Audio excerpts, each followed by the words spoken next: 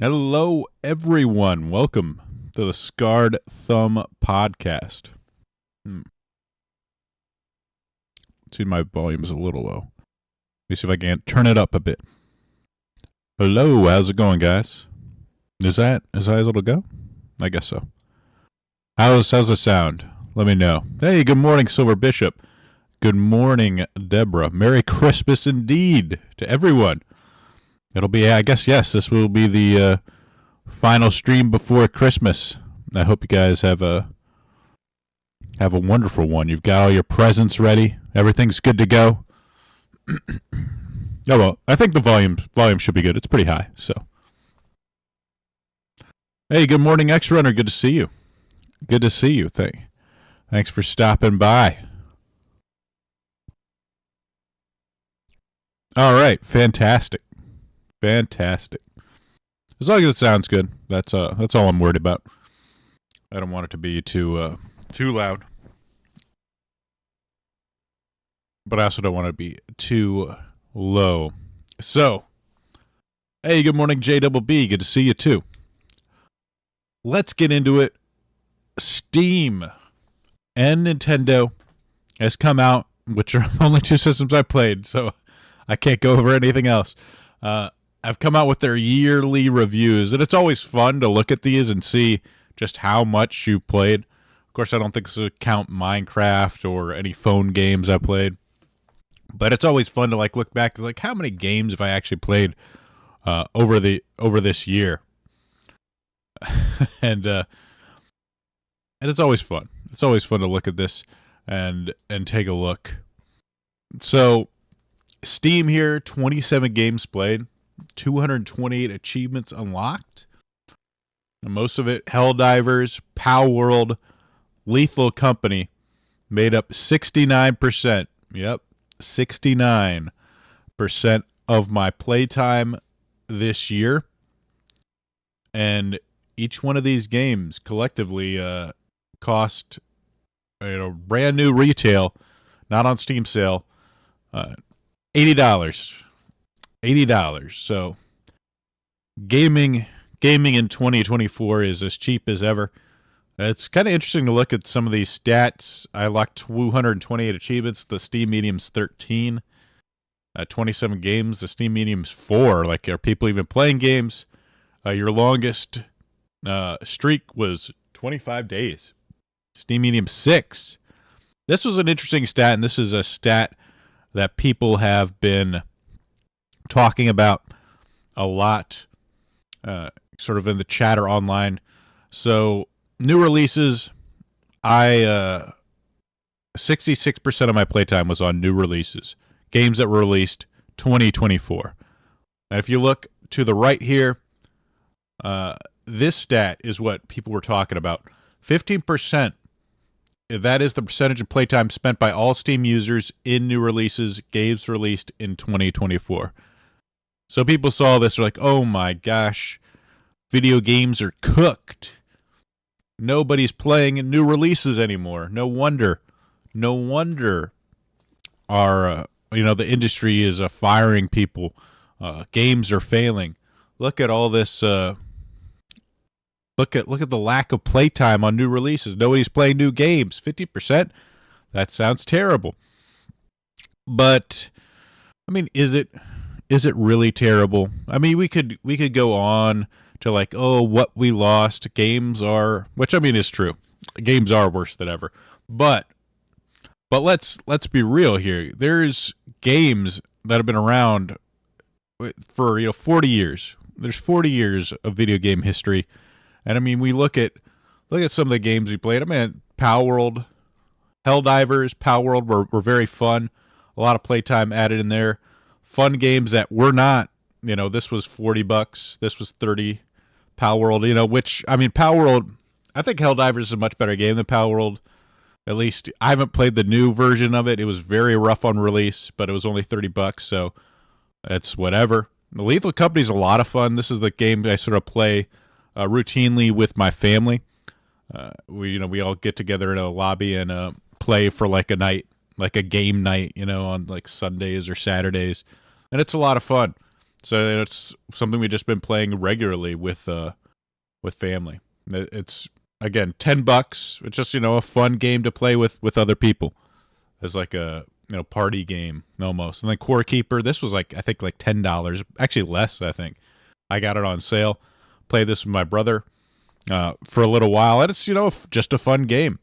It's just a fun sort of indie, kind of similar to like Valheim in the sense that like you have to build up a base, you explore a new biome, things get harder. You get the material from that area, then you build up, the weapons there, move to another harder biome and explore that.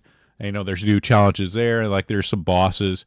It's it's that gameplay loop where like you fight a new biome, you explore it, it's dangerous, you get the stuff from it, build your stuff up. Now it's not that dangerous. You move on to the next biome. Boom, rinse and repeat. Fighting, some bosses on the way, discovering like new powerful stuff. It's very addictive, in my opinion. So it works. We had like Space Marine. This was actually one of the only for PC. This was the only full priced like $70 game. It might have been $60. I'm not sure that I actually bought. And I played it for. It's only 4% of my playtime, but it was a fun game. Really good storyline. Very exciting. Very masculine. I liked it. I liked the presentation was fantastic. The gameplay was pretty good. I played some of the co-op modes they did, but right at the beginning it was very buggy, and I think they've improved it with patches, but I haven't gone back to try it again. But yeah, it was again a lot of fun. I don't feel ripped off by buying this. I thought it was very good, so I didn't feel bad. It wasn't a purchase that I regretted. But I mean, you look at these games right here, like Zero Ranger is about, I don't know if I wrote it down. Let's see. My year in review here. So like this Taiyo Makusai festival is a 5 years old, sorry. And it's a remake of a game that's 20 years old. Zero Ranger right here is a 6-year-old game.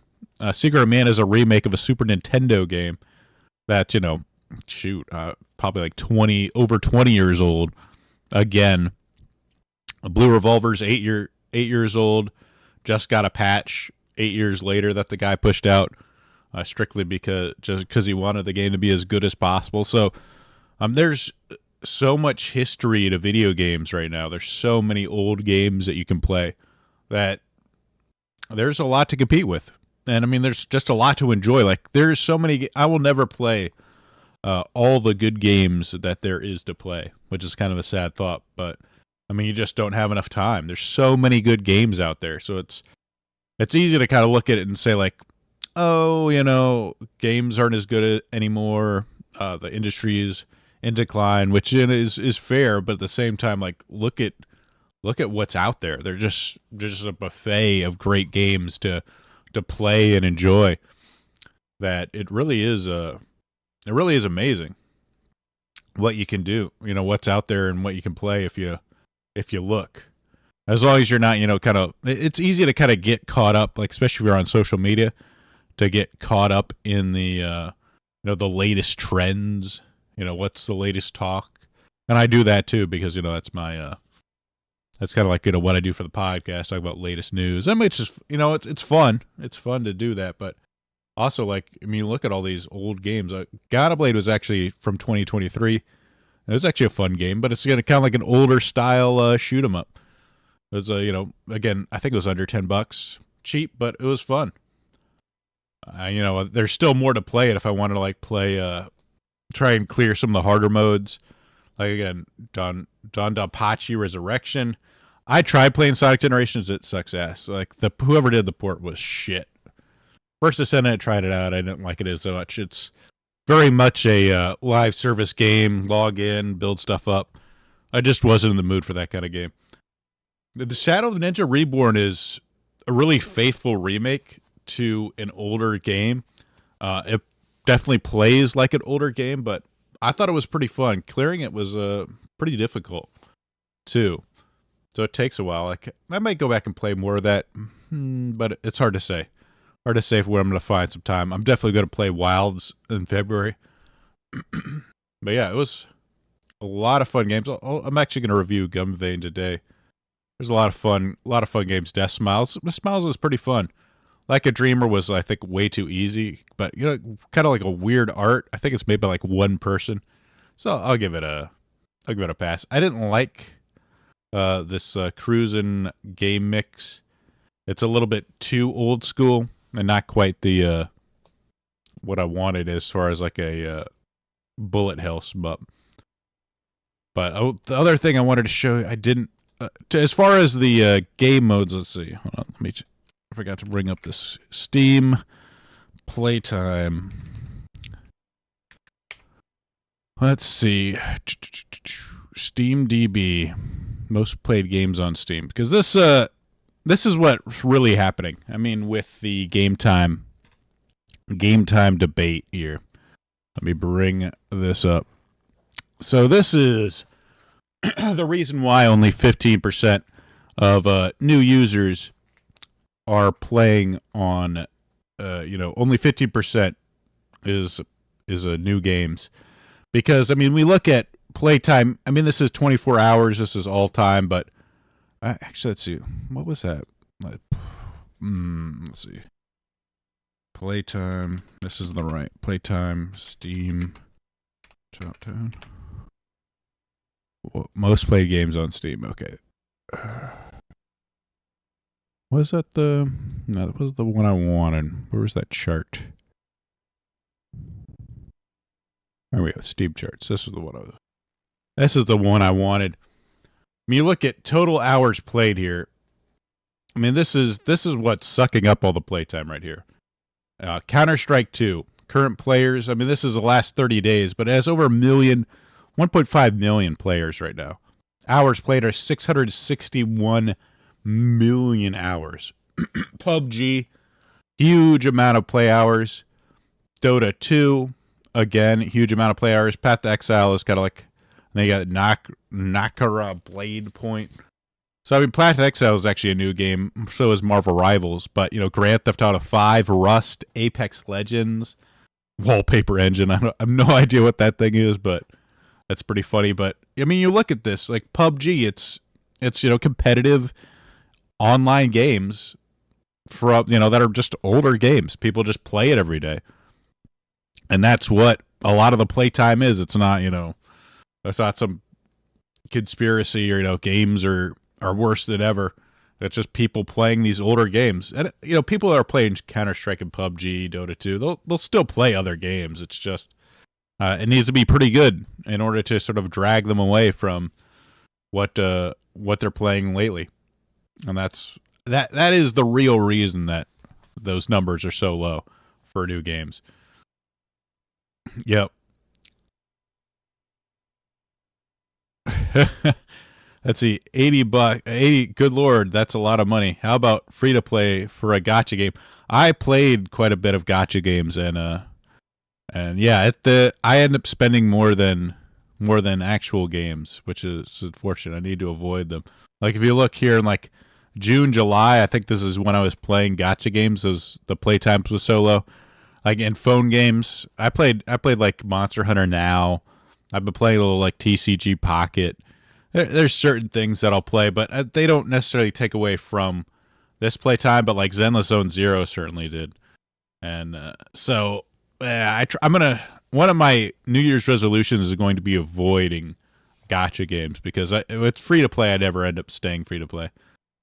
I played the most this year was Stardew Valley. I'm in my cheap indie game single phase in my life. Oh, that's cool. Stardew Valley is obviously good. It's a lot of fun. Cheap too. Witcher 3, a game above was Witcher 3. Witcher 3 you can get for like super cheap right now. And an Xbox. Yeah. Yeah, I mean triple A games unfortunately are pretty rough right now. Pretty rough. They just don't seem as high quality. They don't seem to have that same spectacle that they used to. It's definitely not a good thing. But the other thing, like, man, this was rough. This was rough. Steam, sorry, Nintendo Switch, my stats were pretty low. I played 12 games and only 56 hours on the Nintendo Switch. That's pretty crazy. Pretty crazy as far as things go. Most played, I played Pokemon Snap for 3 hours, Monster Rise for 2, and 53 hours on The Legend of Zelda Echoes of Wisdom. And I was like thinking, like, man, I played this little on my Nintendo Switch. And then I was looking at the latest releases that they have. And it's like Prince of Persia, not interested. This another little guardsman. Mario vs. Donkey Kong was one of their releases. I'm not interested in that. I never really liked that series or never looked that appealing. Again, a bunch of like third-party games. Princess Peach Showtime did not look interesting. You know, it didn't look hard enough, like a challenge.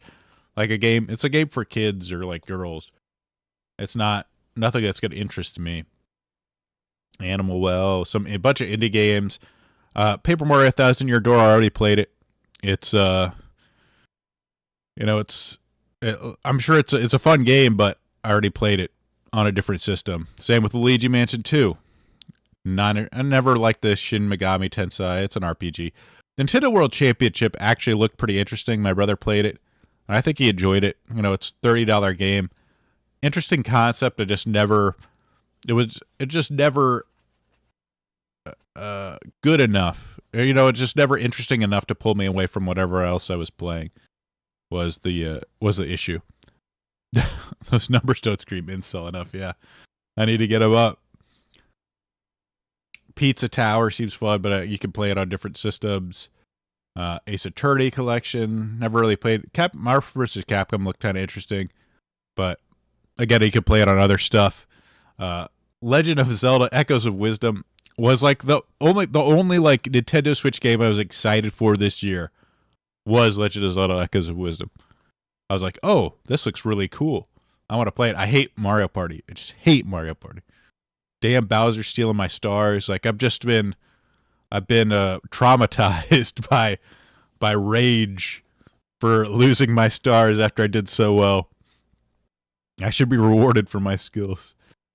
Neva was again this artsy indie game with like a black female as the lead. Like, oh, can't wait. I'll skip that. The Sonic and Shadow, the fact that they charge $50 for like a 12-year-old game because they added Shadow to it and a few cutscenes, absolutely, it's slanderous. This is theft at a high level right here. I went back and tried to play Sonic Generations, and that port was so bad I could not get any of my controllers to play with it. I got so frustrated at trying to get the game to work with a controller, I just stopped playing it. Brothership, I heard, honestly, like Jack didn't like it. It got bad reviews, so I was like, So I skipped it. I mean, I'm not a big RPG guy anymore, so I was already kind of on the fence, but after hearing, like, I would need to hear good things in order to, like, jump onto it, and I never did. The Dragon Quest remakes, after the censorship popped up, I was like, nah, I wasn't going to play it anyway, but, like, after censorship is absolute no. Lego Horizon Adventure and this stuff is like, bleh. So yeah, Switch did not have a strong year this year. When its only like one of its first party games seems interesting. Not that great. Hey, how's it going, Nuke? Never played Sonic. It's all right. It's all right. I played it when it first came out. I enjoyed it. I like, some of the 2D. It kind of does like this. Even the 3D versions kind of switched to 2D in some points. I like the 2D Sonic the best. So it was a fun game when it first came out. I prefer Freedom Planet as far as like a 2D Sonic-like game as a series, but I thought Sonic Generations was pretty good as far as, recent Sonic releases go. Which, it's not a high bar, but whatever. I was actually looking into, like, in order to get my Switch numbers up, like, should I get, one of these like grips or stands to play tate mode, or vertical mode, is the Japanese call it tate, but like as for like playing some sort of shoot 'em ups, you can actually stir the screen sideways; it'll fill up the entire screen. It's a very cool idea, and a very kind of like thing. Like you could only do it with the Switch. I could turn my computer monitor vertical, but then you have to like turn it back. It'd be a pain. But if I could just take my Switch out and stick it in vertical mode, I could play some.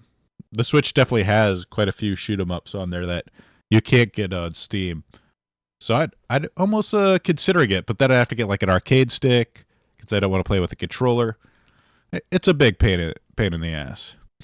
Let's just say that. So that is my year in video games. I'm hoping. I'm really looking forward to next year where we got Monster Hunter. Wilds is going to be a big game that I'm going to really enjoy. And actually, that's all I could think of right now. I'm sure there'll be some other games that'll be fun. I'm looking forward to the Switch 2 will be announced. There'll probably be some games for that. Maybe a new Pokemon. The XYZ Legends is supposed to come out next year. Who knows? Who knows? But it'll be fun. I'm sure there'll be some fun action there to be had. Now let's move on to the news here.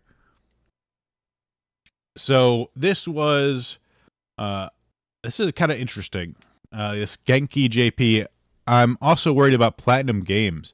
There are many rumors going around, but as a contract studio with no big IPs they own, it must be a very tough time at the moment. Also, top talent like Kamiya is leaving. Leaving is not a good sign either. I hope they're okay. I want to see Astral Chain 2. Reportedly, Tashiya Tura left because the project got canned by the partner company that might be Nintendo with Astral Chain 2. So, Platinum, made Wonderful 101. They made Bayonetta. They've also worked on, several games as like a contractor to put them out. Not looking good. I don't know if it's going to cancel, but right now, like, top talent leaving is not a good sign. So this is Kamiya, who worked on Bayonetta, Beautiful Joe, Wonderful 101, very famous game developer, game director. Kamiya says that if he stayed at Platinum, his unique characteristic as a creator would die, and that he didn't have faith in his own ability to operate in a Platinum with Inaba at the top. I felt that if I continued working here, my own characteristics as a creator would die. As a result, I thought it would be unacceptable for me to release a title that I could not take responsibility for to its users. He said he viewed Inaba as the brain of the company and himself as the muscle. Regarding the future direction of Platinum with Inaba at top, I was no longer able to have faith in myself and display my strength as a muscle. So, said he had to leave. So that's not a good sign when, like, what are your top Kamiya is one of the sort of like superstars of that company and one of the founding members.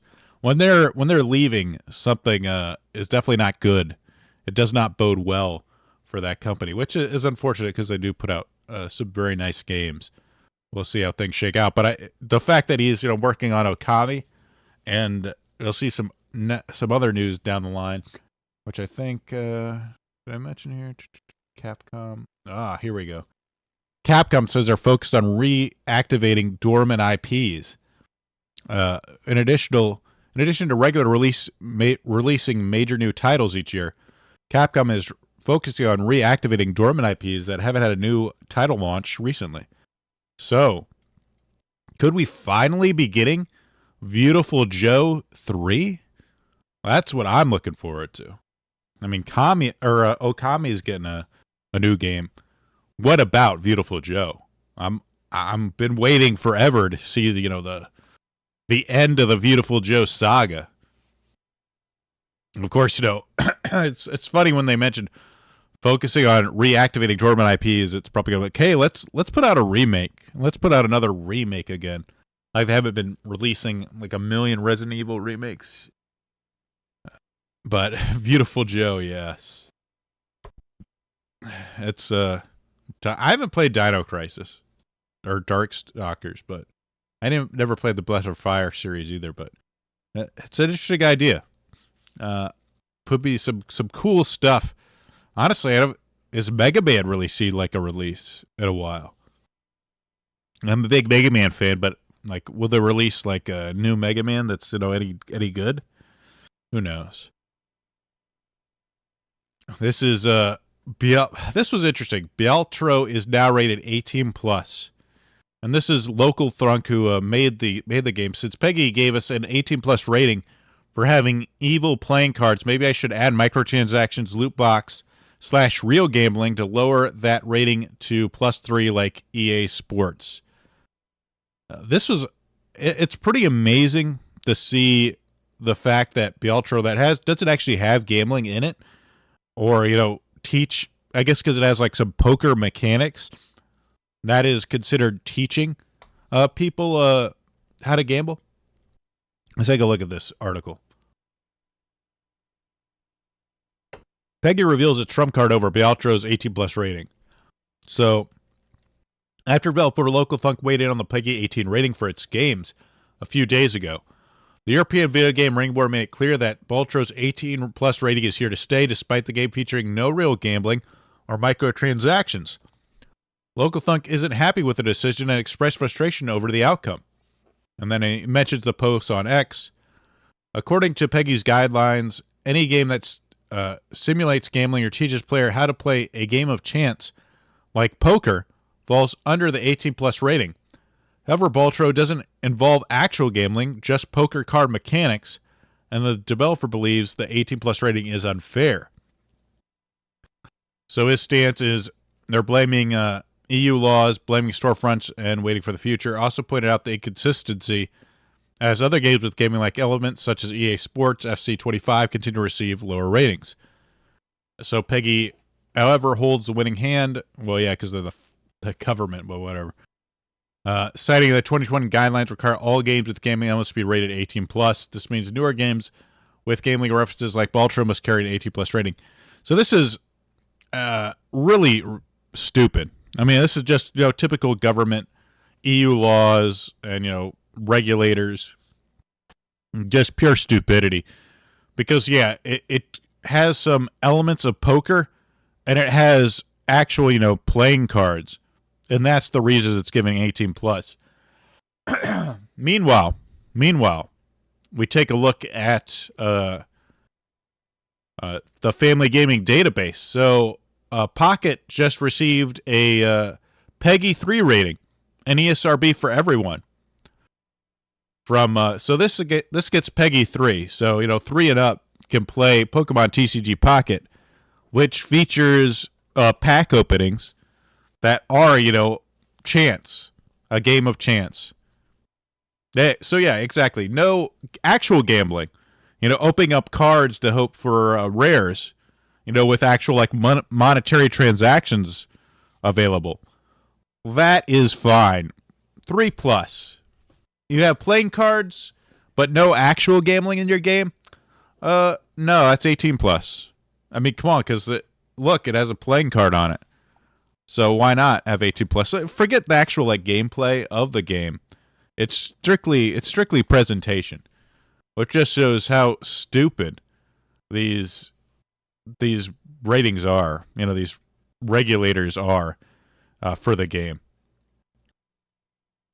Yeah, there's still E for. Of course, it's Pokemon. Pokemon cards. Kids love Pokemon. Forget the gambling element, actual gambling element in it. It's Pokemon. Oh, why wouldn't that be for kids? It's so funny to see the actual hypocrisy of it. Like if you actually like dig below the surface level, it makes zero sense. But of course, it's involving EU regulations, so why would it make sense? I guess that's the logic of it. Well, this was fun. People weren't too happy about this reveal for Civ 7. I think Civ 7 might be there's already signs that it was going woke here, because I had like mentioned stuff like climate change in it. But let's take a look at this.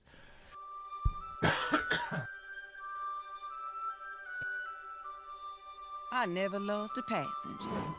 Never crashed my train.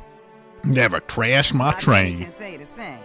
Yeah. Araminta Ross to enslaved parents in Maryland. Oh, wow.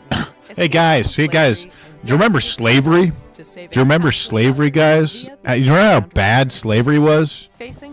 Have you thought about it in the last 2 minutes? Have you been reminded how bad slavery was? You know how bad slavery is pretty bad. Harriet Tubman excels at operating. Let's have Harriet Tubman here, because slavery is bad, by the way. And that thing in American history that was bad, slavery. You're gonna persevere. Thank God Harriet Tubman's here to persevere against slavery, which was bad. Production bonuses will help you build towards a better future. A better future, unlike slavery, which was bad, guys. Whatever you build, remember to build something you believe in. Unless you believe in slavery, because that's bad. Don't believe in slavery. Honestly, this tagline is so lame too. Build something you believe in. Can I play as Hitler? No, they don't. They don't let you play as Hitler. Something you believe in, as long as it's appropriate, within the appropriate social guidelines of society. Then you can believe in it. What? Oh, of course, they have like some like. At least this guy looks like a warrior leader. Oh, you could play Tecumseh and the Swanee. Kill some other tribes or something. I don't know. It's so lame, so lame. Harriet Tubman. Oh, and they pointed out apparently she has the same voice actress as this lady is in every single video game. She's like the voice actress of every single black woman. It's amazing. Tubman versus Zulus, yeah. Great history. Nah, Harriet Tubman's legendary enough. Yeah, this is the great military leader Harriet Tubman. That's who I want to play as. Very fun. I mean, could they just not make a war game like lame? This war like building up, builder sim, not full of like lame characters. I mean, there's obviously a reason they added Harriet Tubman. Was because, of course, you got to have a black woman in your game that reminds you that America was evil, the evil slavery of America's past, because you cannot forget that for like 5 seconds. But this is some good news, though. This is apparently from Kotaku in Action. Is this real or not? It says unconfirmed, but this could be real. I work as a contractor for Mass Effect 5. I do a QA. I have a warning for you. We got an all hands on deck meeting last week. Devs were asked to delay features, art, content that may be deemed woke or political, and defer them to future patches. As QAS, we were tasked to report if we audit or detect anything that might resemble them so they can be fixed. The company wants to launch the game as clean as possible and introduce woke stuff silently through patches. I fear this might be industry-wide. They wouldn't be issuing this so early otherwise. So tread carefully, that's all. This is interesting. And I watched Sonic last night, and in the preview, they didn't show Astrid at all. And I thought that was kind of interesting. Because, obviously, the live-action How to Train Your Dragon has Astrid being played as a black girl. And so, a Viking, of course, why wouldn't you have black women as Vikings? They're Norse, known as very dark-skinned people. But they did not show her at all in the preview. I'm like, are they doing this on purpose? I gotta wonder. And this might be something that they'll do. Like, maybe they don't. There's a question, with Trump's, kind of going into the future with Trump's inauguration. There is a vibe shift, for lack of a better word, against, a lot of like the wokeness, a lot of the identity politics. I think people are sensing that a lot of people are just so sick of it. It's old news. it peaked at 2020. It's been going down ever since, after the riots and shit. So are people pivoting away from that? But I mean, there's still like a million people in here that are like completely woke. And leftists aren't going to suddenly change political alliances. A lot of people working in the industry are leftists. I mean, the artists, the voice actors and actresses, that's not going away. But from like the business side, from the marketing side, I could definitely see them like toning it down. Like, hey, don't put this in the marketing. We're not going to put this out front and center. Maybe it's in there, but it's hidden. Like, we got to make sure the face of this stuff looks clean. And there also is kind of like the insidious idea that they could introduce this in future patches. They could release a version that looks clean, not a lot of gay shit, front and center, but then just sort of add it in afterwards, after you bought it, after you can't get a refund for it. But this is so it could be either way. Either they remove a lot of the wokeness, they dial it back completely. 2, they hide it and then patch it in. Or 3, some people like, Intergalactic just go full hog. Like, hey, we need to double down now that, Trump's been elected. We gotta go full bore. The problem was we weren't woke enough. And that was like a lot of what like saw games journalists going into is the fact that the reason Kamala lost is that she was too much of a centrist. She wasn't left-wing enough. So there's going to be, I think there'll be all of that. So you got to be very careful. Personally, I wouldn't trust BioWare at all. But, if you do, maybe it's your own fault at that point. Like there was like an interesting thing with like Tekken 8. They didn't include the store to begin with.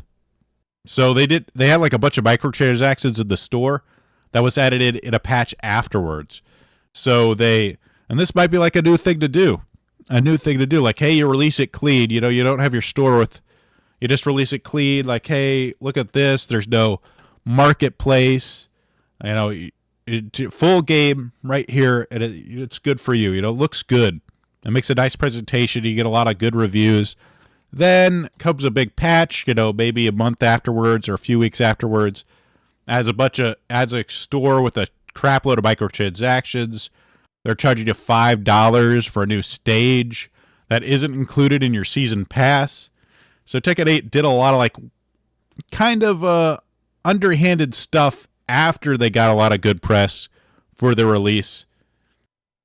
It's a good way to like kind of like sneak in unpopular stuff, is to just patch it in afterwards. So it's hard to say. You got to be careful. I think they're going to get smarter as things go on, as this is clearly unpopular. Look for it. And this is another thing, not related to video games, but it kind of shows you what's how things are shifting. So Disney cuts a trans storyline for Pixar's Win or Lose series. Many parents would prefer to discuss certain subjects on their own terms. So this was like, I guess, a story about, kids kind of growing up type of story. They're a baseball team or something. Doesn't look interesting to me, but apparently there was a trans storyline involving children, and Disney was like, you know what? This isn't going to be popular. I think it's time for us to let's leave this out. Let's leave, trans and children alone. This is kind of like, it's kind of gone outside of the Overton window now, which is a good sign, at least, because like you got like this two-spirit, he, she, they. This has got to be a troll account, to be honest. Very disappointed. Queer, non-binary, trans, two-spirit, Latina, black. Yeah, that's got to be a bait. Oh, master baits a lot. Okay, got it. I should have known that. Should have known. But yeah, so it's shifting. It's definitely shifting where Disney, who is, again, probably one of the biggest kind of liberal activist companies as of late, it's like, you know what? Let's not do this. Let's not do this. And piss off parents anymore. Because I mean the big boom of 2020 has gone away. Things are going to tighten up, and unless a lot of free money starts flowing again, if they start turning the money printers on, maybe you'll see this. But right now they got to compete, and pissing people off with unnecessary crap like trans storylines isn't a smart idea. Speaking of pissing people off, this isn't a good sign for Intergalactic. So I don't know if I don't trust Natalia, she's a woman, but there's no single game in history that sold well and made profits after getting a dislike ratio on social media. So is Naughty Dog done? We'll see. I don't know. I do not know, but this isn't a good sign for it. A lot of people not happy. It's not getting a lot of praise from the majority. Is this review bombing? Hard to say, but just by looking at the trailer, there's clearly a lot of money that's going into this. So when you're putting this amount of cash into a product, you definitely want the majority of people on board. There's just you just can't afford to piss off like half your audience and expect things to go well. And this is another thing from Neil Druckmann. Talks about the story for Intergalactic. The story's based, guys, you'll never believe this. He's really going out on a limb here. The story is quite ambitious, very ambitious. Whoa. As it centers on a fictitious religion's bad? I don't think this has ever been tried before. I'm surprised Neil Druckmann and leftist Hollywood like hanger on Neil Druckmann would insult religion and what happens when you put your faith in different institutions. Whoa, he's pushing the envelope here. He's crazy, really pushing it. Can't wait to see what time. Already sounds terrible. It only took one sentence exactly. Wow. An androgynous woman taking down a religion, fictitious religion. Whew. From the pages of Reddit comes Intergalactic, the heretic prophet. Well, I can't wait to not play this game. But this is also interesting, like Stellar Blade and Neil Druckmann hanging out. People that get too involved in the culture will realize that a lot of these guys are just, as far as like looking at each other, they just hang out. Like, hey, they just want to make games and sell them. Unfortunately for Neil Druckmann, he makes bad games that push, liberal activism. So fuck him. But hey, I like the Stellar Blade. It seems like a good game, good fun game. Some people look at this like, oh, why wouldn't they hang out? They work in the same industry. They work for the same company. Obviously, they have a lot of pull in in the industry. So you're always going to be on friendly terms with most of the people. And this was big news. Big news for gacha players. Like I said, I've played quite a bit of Zenless Zone Zero. Look at this. Look at this. Before... I muted this for a reason. I don't want to get copyright struck, but you could look at Bernice's big old ass here. It jiggles as she walks. Really technology at its finest. But then you look at the after, you can't see it. You cannot see it. And fans for gacha fans, this is something you do not do. When someone's paid like $200 to pull for Bernice, your whales have pulled this much money. You do not make this change, and they immediately fixed it. It gave 300 polychromes as compensation. Since the version 1.4 update, we have been closely monitoring feedback and suggestions for proxies. Blah blah blah. As soon as the feedback, details of fixes can be found in the relevant stuff. So just a lot of lawyer press speak.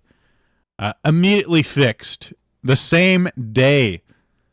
PC Gamer here put it in an interesting way. Always always the fun guys, a PC gamer. Gooner 911 averted as Endless Zone Zero butt obfuscation technology is rolled back in the face of horny outrage.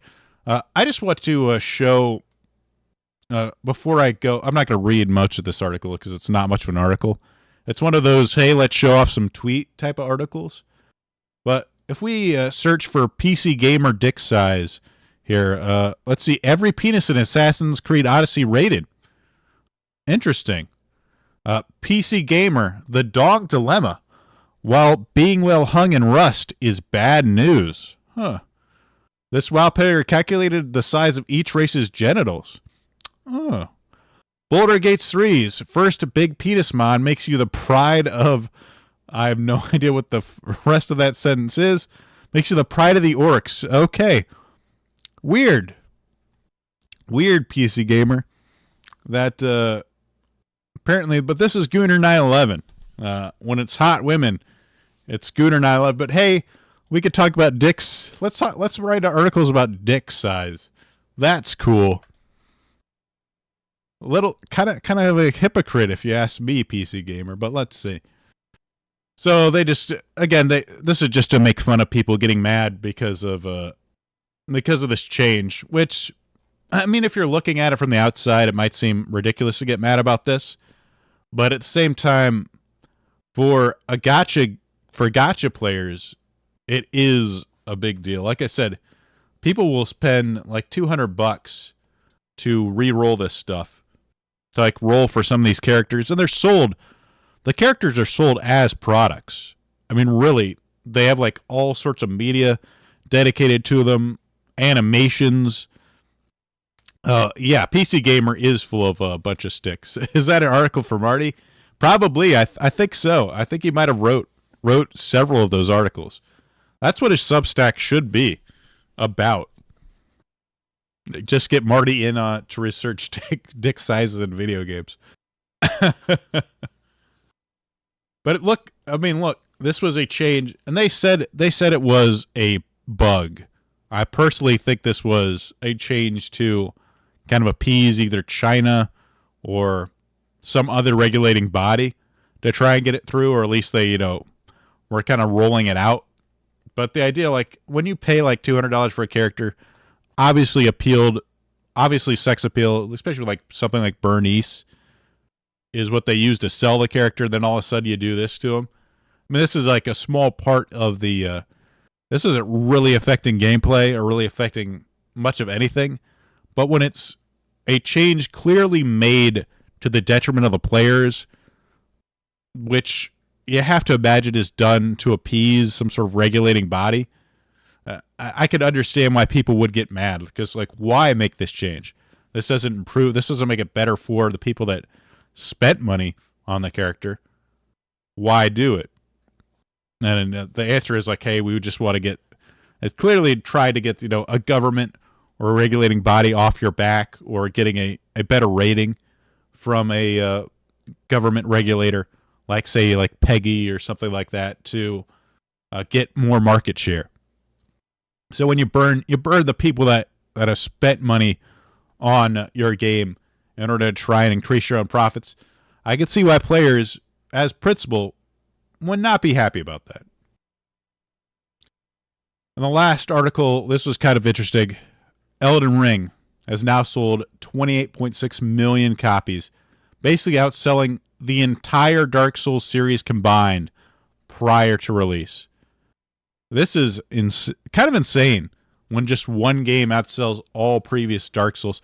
And in a ways, it's kind of worrying too, because I'm sure, Elden Ring, I think, hit right at COVID, and it kind of became like a sensation. I'm trying to think when did Elden Ring come out? I think it was 2020, or it kind of in that area. Ring release date. I'm on images. Oh yeah, 2022. So it kind of happened around that. COVID was still kind of a thing. A lot of people were still doing stuff inside, and the fact that it kind of hit around that time when a lot of people were still playing video games and haven't quite switched back to like normal mode yet. Around here in Florida, it was definitely normal, but it's hard to say. But I think it hit at the right time, and just open world. I'm sure it's fun. I've actually played Elden Ring, but it's that's kind of. I think it's like a. I don't want to say it's a what-off, but I kind of think it is just a spike in just an interesting spike in sales. But the worry is that Night Rain was revealed that they just like decided to go with the Elden Ring formula from here on out and not try like another Dark Souls. I assume they'll still do it. I hope they'll still do it. But I hate to see them just decide to make Elden Ring like 2, 3, 4 type of thing and kind of forget the more like closed space, less open world stuff. Because I'm not the biggest fan of open world games, but it's kind of interesting to see that one game outselling all of the previous Dark Souls games combined is wild. It is wild. The last thing I want to talk about is Gunvein. I just wanted to do like a little bit of a review of this game. Gunvein here. I'm going to start off here with the character screen. So this has 3 different characters to play. Gunvein basically is a shoot 'em up, a vertical scrolling shooter in a bullet hell kind of style, or bullet curtain, whatever you want to call it. You'll see when the gameplay hits. One of the unique things about this game is that it has very unique characters. Like Toho will have characters that play a little bit different, like their shot types different, their bombs slightly different. But this game actually has special shots that, and stats in terms of the bullet power that really change how the characters play. And more than any other shmup that I played, they play differently and at different ranges. As you can see, I'm like locking. You can see the lock on happening. This character has like a really long range and very powerful bombs, so she can like hang back while you play. Meanwhile, like Lizzie is really short range because of their special weapon. I don't have footage of her, but so they play very dramatically different in terms of how the ranges and how aggressive you play. But it's very nice. The presentation here, I think, is quite good. It's crisp graphics. I mean, one of the things that it gets criticized for is its graphics, because they're kind of boring. They're crisp. They're well defined, but the 3D just doesn't hit the same. A lot of like shmup players are like kind of have that retro. They like I don't know. I'm like one of them. I really like the pixels and like that vibe of like the old school shooters. So this doesn't hit quite the same. But I mean, it looks clear. The bullets in this game are just the easiest to see bullets I've ever had in a shmup. Which at my age, I really like. The effects, and there's some cool effects in the game too. So the more I've played it, the more it's kind of grown on me. But when you first play it, my immediate impression is like, this looks kind of boring. But they definitely do grow on you, and I really like how fundamentally solid this game is with its graphics. And like you have stuff like this, like you could see right here. Here's the boss of the stage, and I always love when like stages tell a story in the background, because right here you can see the boss flying out to intercept you. That's super cool. There's something about that I always like when games do that. When the backdrop is kind of telling a story. Of course, it's hard to pay attention while like a million things are shooting at you, but as you play it several times, you start to notice a new thing each time, which is very cool. And speaking of like story, there really isn't a story, which again is kind of a good thing. I don't want to see like animations or cutscenes. I just want to play a video game and dodge bullets and shoot stuff. So this is what this game delivers, just straight up gameplay. fast and furious. This is on mild, but even now the bullet pattern is still pretty exciting. And you know, the gameplay itself, like I mentioned, the bullets are the most visible bullets I've ever seen. And the speed of the bullets is actually fairly slow. I mean, even in patterns like this, I mean, you see how dense this is, and you gotta kind of squeeze into it. But the bullets themselves aren't moving very fast. I end up getting hit anyway, so you can react to them. Again, I'm older. My reaction speed isn't what it used to be when I was like 20 years old, so I like that, and it kind of gives you the ability to kind of play in the bullets themselves and kind of dodge around them. Like if you see a bullet come through, you can pull back as fast as you can and manage to like avoid it. And you look at these patterns.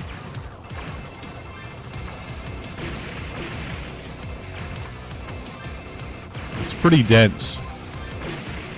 Let me skip ahead. I want to get to the fourth boss. The fourth boss is actually one of my favorite. Right here, you see, like, I love this effect they have. The way it phases in with like 4 or 5 different colors. The ship itself looks pretty cool, but these patterns, this has like my favorite bullet patterns in the game. I think that's one of the highlights of the game is the bullet patterns are really interesting and fun. And even on mild, I thought that was pretty. It's tough enough to make it a challenge to complete. And I have to bomb a few of them.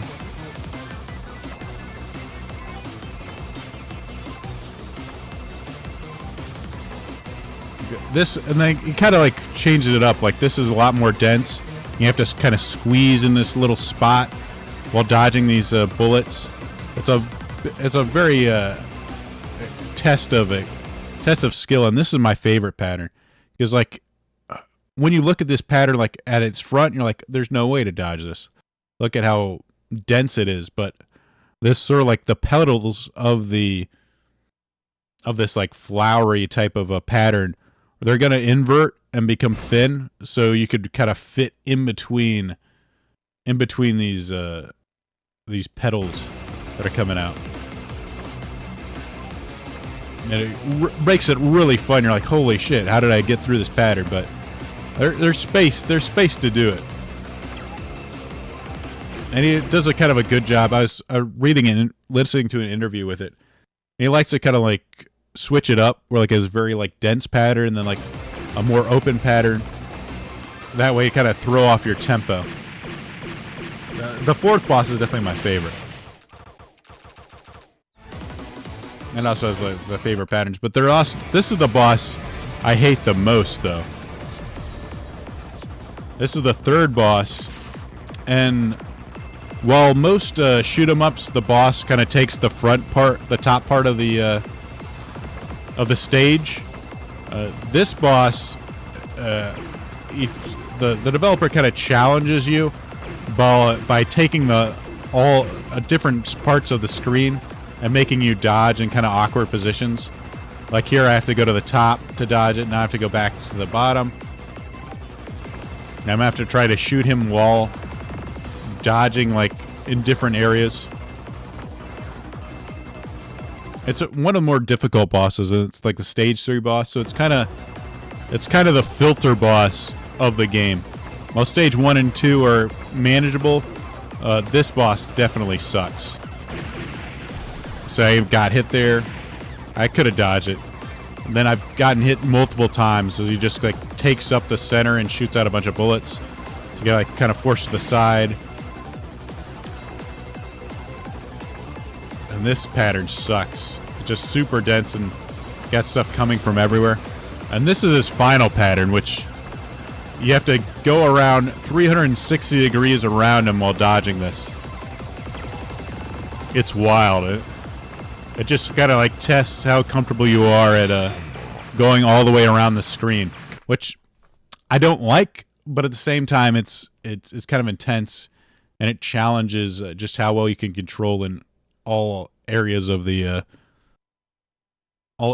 screen. Because I noticed, especially as like a beginner, I was like, I like to really, and I don't know about other people, but like I like to really stay at the bottom and hide and like wait for the bullets to come to me. The fact that he just like forces you out of the bottom and makes you kind of dodge is a cool idea. It's a, it's supposed to like challenge your skills here. So that just stuff like that is like good details that I really enjoy. And if you look at the other thing is that it's a really unique kind of way to have resource management. If you look here, like at the top, you only get three lives that you can build up at one time.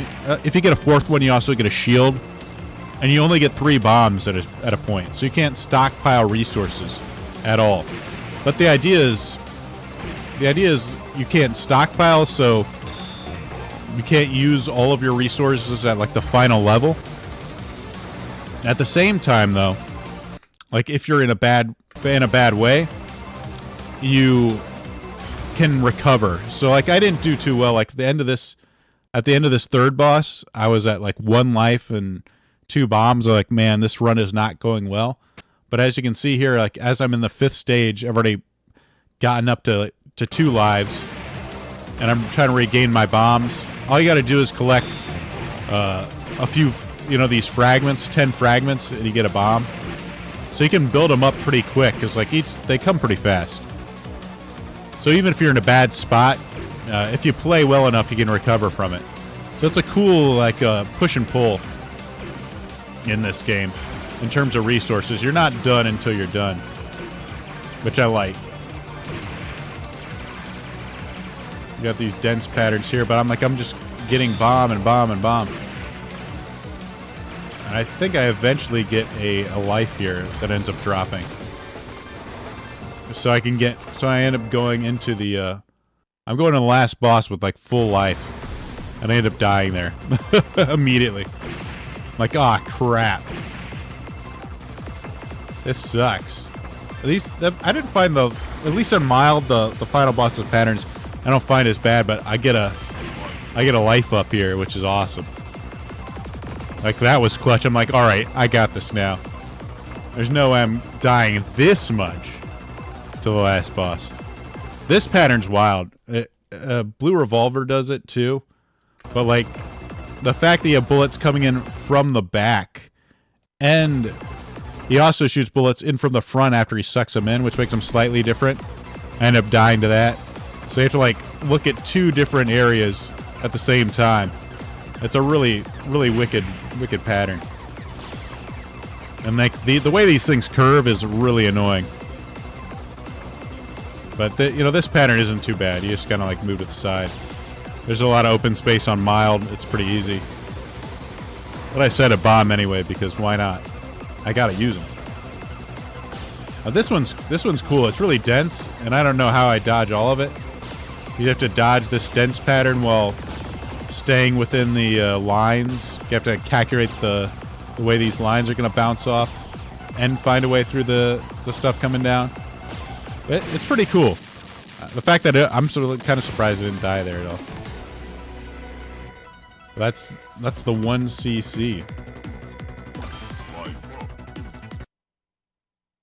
And I like the fact that it shows the gold 1cc after you do it, so you can brag to your friends like, yeah, I did it. 1cc and shining gold. Hey, what's going on, Kyle? Good to see you. At least we know The Witcher 3 won't be woke. Wait, was that a joke, Duke? It is looking pretty bad. Witcher 3, the fact that I think they said they did consult the original writer. Some of the other like people that are writing it. We'll see. And there's like good stuff, like they said, like, all right, series gonna be different than The Witcher. It's gonna be more emotional, but there's also stuff like series a way to explore the sexism of the world of The Witcher. We'll see. I don't know. I know some people like The Witcher series, and maybe there's hope for it. I don't know. It's kind of wait and see. I never played The Witcher, so I'm not super invested in it anyway, but I feel bad for the guys that did like Witcher 3, and now it may not be as good as 4 might not be as good as what they're expecting. But anyway, play a fuck ton of Back for Blood. Not understanding the hate. Apparently it was bad on release. I don't know. I've never played Back for Blood. It is true, like, oh, okay, this was like similar to like Left 4 Dead. Oh, from the creators of the critically acclaimed Left 4 Dead franchise. Yeah, I don't know. It's really hard to say because sometimes, yeah, when games come out at the start, they can be pretty rough. Why did Back for Blood fail? Hey, you could get it for cheap, and it's 95% off at Steam right now. What is that? It's $3. $3 you can get Back for Blood, so it's not too bad. Yeah, I don't know why it got hate. I don't remember. It probably was like shitty on release, and then yeah, exactly. When you can get it for like $5, why not? Even if you get, a little bit of playtime, it makes it worth it.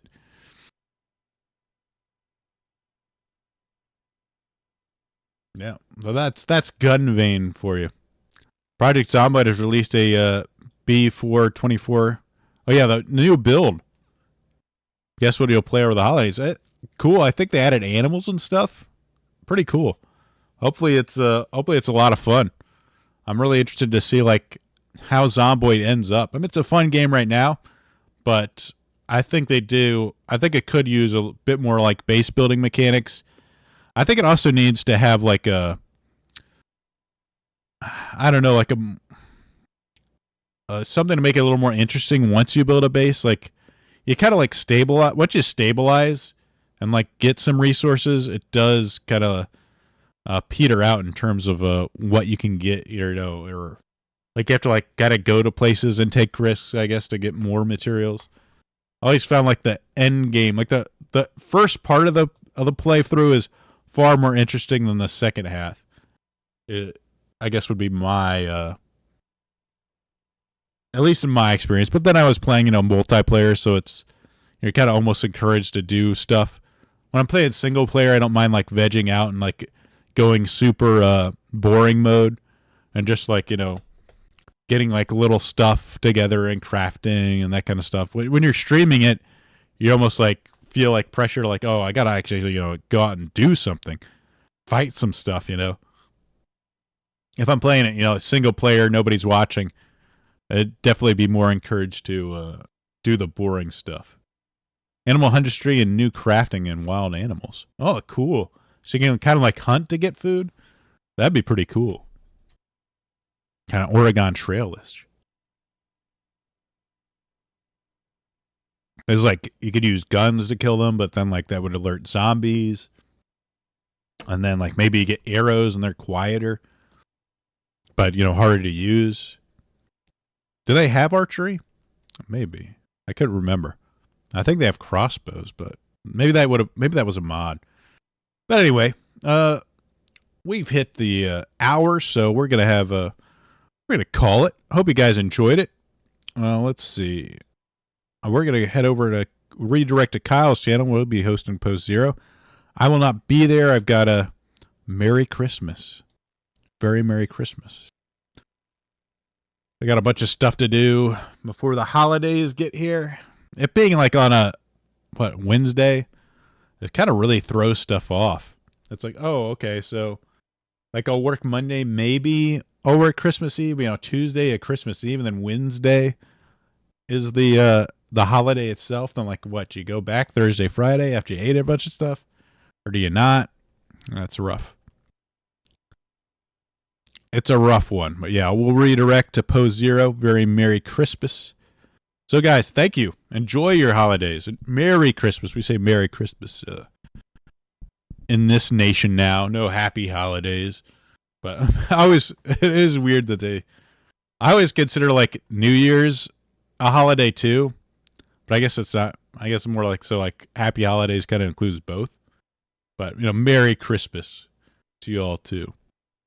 Enjoy the I'll be back before New Year's, so I'll say New Year's, see you next Sunday. But if I don't see you until then, enjoy and I'll see you next time.